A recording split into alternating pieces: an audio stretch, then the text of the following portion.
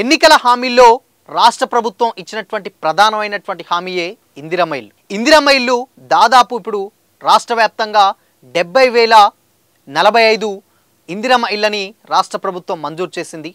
ఇక విడతల వారీగా కూడా మంజూరు చేయాల్సి ఉంది. మరి ఈ విడుదల చేసినటువంటి లిస్టుల్లో తమ పేర్లు ఉన్నాయి, కానీ చాలామందికి అంటే మాకు ఇల్లు రాలేదని కూడా చాలామంది లబ్ధిదారులు అయితే వాపోతున్నారు. అసలు మరి ఇది ఎప్పుడు శంకుస్థాపన చేస్తున్నారు, ఎన్ని వరకు వస్తాయి, కంప్లీట్గా వచ్చేటువంటి ఎప్పుడు వరకు వస్తాయి అనేది ఈ వీడియోలో తెలుసుకుందాం.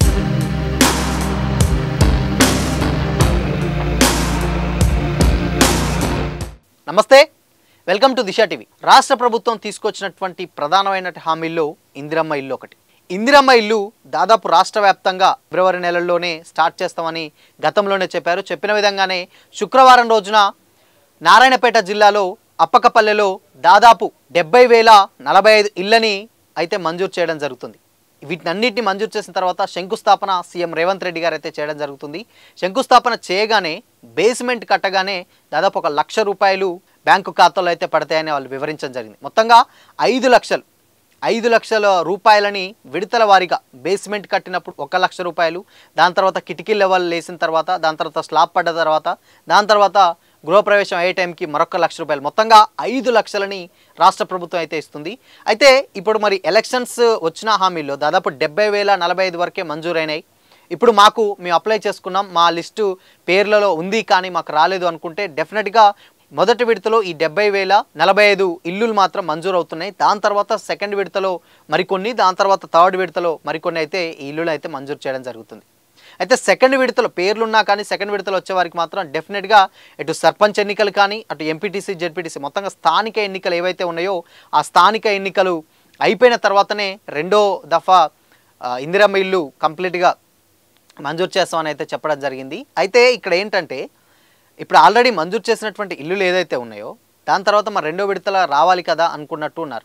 L1, L2, L3 కేటగిరీలు కూడా దీంట్లో మెన్షన్ చేయడం జరిగింది. ముందుగా L1 కేటగిరీ మనకు తెలుసు, సొంత ఇల్లు సొంత భూమి ఉండి ఇల్లు లేని వారిని L1 కేటగిరీలో, ఇల్లు భూమి రెండు లేని వారిని L2లో, L3లో అద్దె కుటుంబాలు రేకులు పెంకలు ఉన్నటువంటి ఇవన్నీ L2, L3 కేటగిరీలో చేర్చడం జరిగింది. మరి L3 కేటగిరీలో చేర్చిన తర్వాత ఫస్ట్ ఇప్పుడు ఉన్నటువంటి అప్లికేషన్స్ వచ్చినట్టు ఏదైతే ఉందో అవి కంపల్సరీ ఇప్పుడు 70,000 దాంట్లో మొదటి విడతలో ఉంటాయి. రెండో విడత వచ్చేసరికి కంప్లీట్గా స్థానిక ఎన్నికలు డెఫినెట్గా కంప్లీట్ అయిన తర్వాత వస్తాయి. అయితే ఇంకో కొన్ని జిల్లాల్లో ఏంటంటే ఇప్పుడు ఎమ్మెల్సీ ఎన్నికలు డెఫినెట్గా కొన్ని జిల్లాల్లో ఎన్నికలు కూడా అమల్లో ఉంది. సో అమల్లో ఉన్నటువంటి జిల్లాల్లో మాత్రం ఒకవేళ లబ్ధిదారులు నిజంగా ఉన్నా కానీ అవి ఆ ఎలక్షన్స్ అయిపోయిన తర్వాతనే వాటి పనులు అయితే పూర్తిగా రావడం అయితే జరుగుతుంది. మొత్తంగా ఒకవేళ ఇప్పుడు సంవత్సరానికి గాను 3,500 చొప్పున మాత్రమే ఇందిరమ్మ ఇల్లు కేటాయించడం జరుగుతుంది ఒక నియోజకవర్గానికి. ఒక తుంగతుర్తి నియోజకవర్గం ఉందంటే ఒక 3,500 ఇల్లు సంవత్సరానికి, వేరే మిర్యాలగూడ అంటే అలా సంవత్సరానికి గాను 3,500. నిజమైనటువంటి లబ్ధిదారుల నుంచి వడపోస్తూ ఈ సంవత్సరం ఒక 3,500, నెక్స్ట్ సంవత్సరం ఒక 3,500, ఇలా సంవత్సరాలుగా విడతల వారీగా ఈ యొక్క 3,500 ఇందిరమ్మ ఇళ్ళని అయితే రాష్ట్ర ప్రభుత్వం మంజూరు చేయజరుగుతుంది.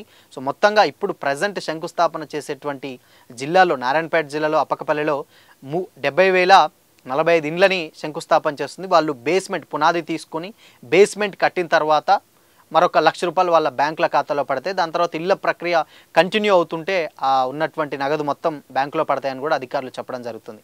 ఏదేమైనా నిజంగా ఉన్నటువంటి లబ్ధిదారులు ఎవరైతే ఉన్నారో మీరు పేరు లేకపోతే మరొకసారి అప్లై చేసుకున్నాను కూడా రాష్ట్ర ప్రభుత్వం అయితే చెప్తా ఉంది. ప్రతిసారి ఇదేంటంటే నిత్య ప్రక్రియ, ఎప్పుడైనా కానీ నిరంతర ప్రక్రియ జరుగుతూనే ఉంటుంది.